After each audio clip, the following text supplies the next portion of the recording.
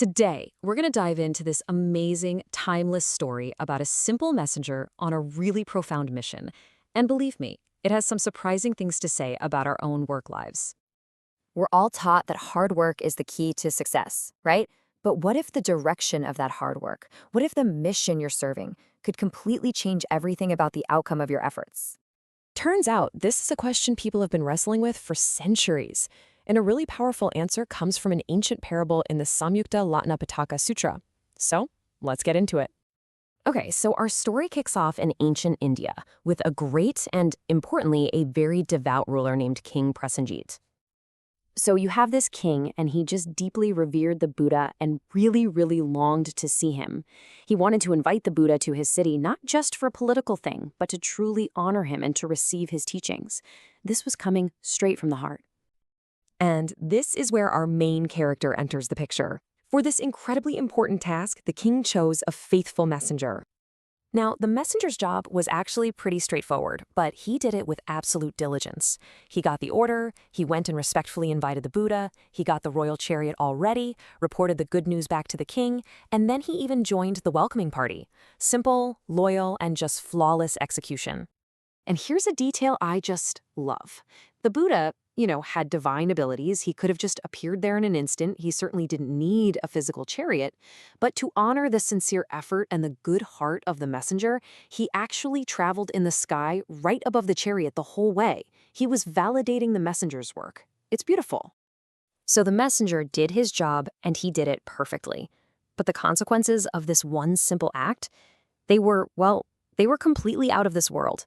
The outcome was nothing short of incredible. Get this. After that life ended, the messenger was reborn as a celestial being, a deva, in a heavenly realm. We're talking a radiant, glorious body, and he was always accompanied by this magnificent chariot made of jewels. This incredible reward was a direct result of the merit he gained from that one job. But the reward wasn't just about heavenly luxury. In this new celestial life, he actually sought out the Buddha again. And this time, just by hearing the teachings, he achieved enlightenment. He attained ultimate freedom from the entire cycle of suffering. I mean, what an extraordinary destiny for a humble messenger. And this really brings us to the core of it all.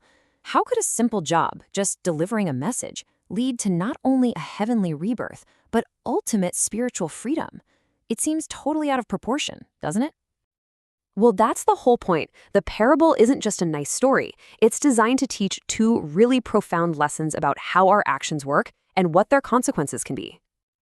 So let's break down these two key learnings. This is where that ancient wisdom really connects with our modern lives.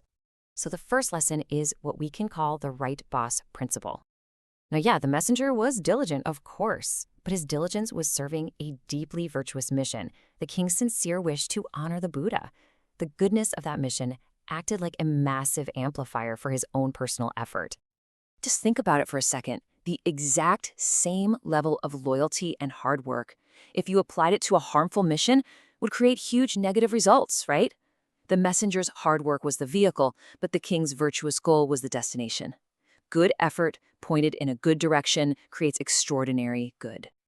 All right, the second lesson is all about the object of the mission, the Buddha himself. We'll call this the enlightened compassion principle. The idea here is that true goodness actively elevates everything and everyone it comes into contact with. So here's the crucial point. It wasn't just the king's good intention that mattered. It was the fact that the messenger's work brought him into the orbit of the Buddha. And the very nature of the Buddha is to help all beings fulfill their absolute highest potential. He saw the messenger's good deed and made sure it led to the best possible outcome, not just a temporary reward, but a permanent one. So, this is a fantastic story, but how can we actually apply this ancient wisdom to our own careers and lives right now? I absolutely love this quote because it just nails the whole idea. We spend so much of our time trying to tune our engine, working harder, being more productive, more efficient. But how often do we stop and ask, who's holding the steering wheel? Where is all this energy actually taking me? So, to sum it all up, the big takeaways from this powerful story are pretty clear. The why and the for whom you work are just as important, maybe even more so than how hard you work. When you line up your efforts with goals that are genuinely good and virtuous, your positive impact gets magnified way beyond just what you yourself put in. And truly great missions and leaders have this amazing way of lifting up everyone who's a part of them. And that leaves us with one final question to just sit with. It's not about quitting your job tomorrow, but just about being more mindful. Take a look at the energy you put out into the world every single day. Is it being steered in a direction that elevates you and the people around you? Where is your work truly taking you?